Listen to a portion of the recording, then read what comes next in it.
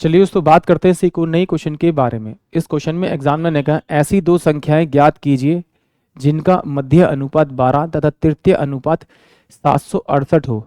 तो चलिए आइए सॉल्व करते हैं इस क्वेश्चन को। तो देखिए एग्जामिनर ने क्या कहा कि भाई मुझे जो दे रखा है वो a बाय में b और ये बराबर होता है b बाय में c। ये मेरे पास जो होता है वो थर्ड रेशियो होता है। इसका एक फॉर्मूला होता है कि भाई जो दो रेशियो होती है उन रेशियो का जब अनुपात बराबर होगा तो वो क्या कहते हैं, उससे प्रोपोर्शन में कहलाते हैं। और अगर तृतीय अनुपात निकालना है आपको, यानी कि तीन वैल्यू दे रखी है आपको, तो a बाय में b बराबर में b बाय में c रखेंगे तो ये मेरे पास में थर्ड रेशियो निकल के आ जाएगा। तो अगर मैं इसको क्रॉस मल्टीप्लाई करूंगा तो क्रॉस मल्टीप्लाई करने पे मेरे पास में AC बराबर में क्या आ जाएगा, आपका b का स्क्वायर हो जाएगा।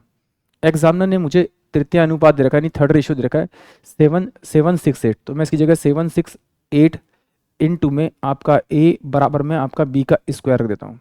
तो मैंने माना कि भाई जो दो नंबर्स है मेरे पास में, वो नंबर्स है मेरे पास में a और b, और अगर मैं इन दोनों का अंडर रूट करूँ तो उसकी जो वैल्यू होनी चाहिए वो 12 के बराबर होनी चाहिए। यानी कि मीन निकालने का फॉर्मूला होता है अंडर रूट के अंदर उन दोनों नंबर बराबर में मीन होगा। तो इसको इधर ले जाऊंगा तो a इंटू में आपका जो b आएगा वो कितना आएगा, आपका 144 आएगा। तो a इजकल टू में कितना होता है 144 बाय में आपका b होगा। तो यहाँ पे a की वैल्यू रखूंगा तो 768 इंटू में 144 बाय में आपका b होगा बराबर में आपका b का स्क्वायर होगा। तो 768 इंटू में 144 बराबर में हो जाएगा आपका b का क्यूब। इसको सॉल्व करेंगे तो ये मेरे पास में आ जाएगा 12, और 12 कितना होता है 144 होता है। इंटू में इसको 12 से डिवाइड करेंगे इसको, तो 12 इंटू में 12 से डिवाइड करेंगे तो 12 छिक 72 और 12 3 बार 48 64। इस कल टू में क्या आ जाएगा, आपका b का क्यूब हो जाएगा। ये क्यूब है तो इसको इधर लाएंगे तो क्यूब रूट हो जाएगा। इसमें से 3 का पेयर मेरे पास बाहर निकलेगा, यानी कि एक तो मेरे पास में बाहर आ गया। 64 जो होता है वो किसका होता है, आपका 4 4 4 का होता है, तो इसका मतलब 4 आएगा। तो यानी कि कितना का 12 चौक 48, यानी इसका जो करेक्ट आंसर आएगा यानी कि वो 48 इसका b की वैल्यू होगी। तो b की वैल्यू 48 मुझे इसमें मिल रही है, इसमें मिल रही है। अब मुझे निकालनी a की वैल्यू, तो b की वैल्यू मेरे पास में 48 है।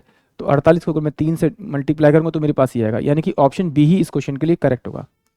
एक तो तरीका ये है, सिंपल सा तरीका है कि आपको फॉर्मूला पता होना चाहिए a बाय में b और b बाय में c।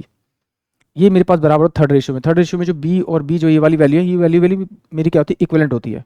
तो इसको क्रॉस करेंगे और जो ये c है मेरे पास में थर्ड रेशियो दे रखा होगा, यहाँ पे इसकी वैल्यू रखी, यहाँ से मैंने a और b की वैल्यू निकाली, इसमें रखा और सोल्व कर दिया। ये तो एक तरीका था कि जो फॉर्मूले के ऊपर डिपेंड था, इस तरह से आप इसे सोल्व कर सकते हैं।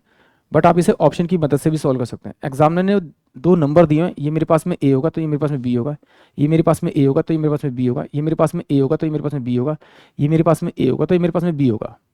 और उसने कहा है कि मुझे क्या है, मुझे उन दोनों का जो मीन दे रखा है वो 12 दे रखा है। तो सिंपल सी बात है, कुछ नहीं, दोनों को मल्टीप्लाई कीजिए, अंडर रूट में रख दीजिए। तो यहाँ से क्या होगा 8 इंटू में 3 और इंटू में 3, तो ये मेरे पास में कितना आएगा आपका, यहाँ से 3 तो बाहर आ जाएगा और 2 मेरे पास बाहर जाएगा, बट अंडर रूट में 2 हो जाएगा। तो ये इसका अंतर हो नहीं सकता क्योंकि वैल्यू तो मेरी कितनी आनी चाहिए, आपकी सोल्व करने पे 12 आनी चाहिए। इन दोनों को मल्टीप्लाई करूँगा तो ये क्या होगा, ये जगह 3 गुना में आपका जैसे मल्टीप्लाई 16 इंटू में 3 48 हो जाएगा। तो 3 3 तो मेरा बाहर आ गया और 4 मेरे पास भाग गया, 12 आ गया, यानी कि ऑप्शन बी ही इस क्वेश्चन के लिए करेक्ट होगा। इससे देखते हैं तो ये 6 इंटू में 16 और 3 48, ये हो ही नहीं सकता इसका आपका। या फिर देख लेते हैं एक बार, ये कितना आपका 3 और इंटू में 2 है, और इंटू में कितना आपका 16 इंटू में आपका 3 है। तो 3 से 3 तो मेरा बाहर आ जाएगा, 3 से बाहर आ जाएगा। तो यहाँ से मेरे पास ये क्या आएगा 16 दूनी 32, 32 होगा तो कितना होगा 8 चौक 32, तो ये भी नहीं होगा। इन दोनों को देखेंगे तो इन दोनों का मल्टीप्लाई करना तो 6 इंटू में कितना 6 इंटू में आपका 4, तो यहाँ से 6 बाहर आ जाएगा और यहाँ से आपका 2 बाहर आ जाएगा, यानी 12। यानी कि अब ये दोनों मेरे पास ना, ये वाला भी इसका आंसर आ रहा है, ये वाला भी इसका आंसर आ रहा है।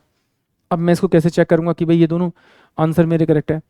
जब मेरे को ये देखना है कि भाई इन दोनों में से अब कौन सा करेक्ट है, तो फिर क्या करेंगे हम लोग, सिंपल सी बात है, ये मेरे पास में 3 है तो ये मेरे पास में 48 होगा, बराबर में 48 अपूर्ण में कितना होगा 768 होगा। ये थर्ड रेशियो दे रखा है, देखा था ना, ये वाली वैल्यू बराबर रखनी, तो ये 16 3 48 होगा, इससे डिवाइड करूंगा तो ये भी मेरे पास में 1 बाय में 16 बनेगा, यानी कि ऑप्शन बी ही इस क्वेश्चन के लिए करेक्ट होगा।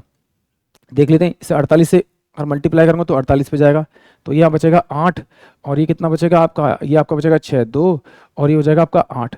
तो इसे किससे मल्टीप्लाई 6 8 6 48, 48 4, तो 8 6 48, तो 6 चौक 24 24 4 28, यानी कि ऑप्शन जो मेरे पास में डी होगा वही इस क्वेश्चन के लिए करेक्ट होगा।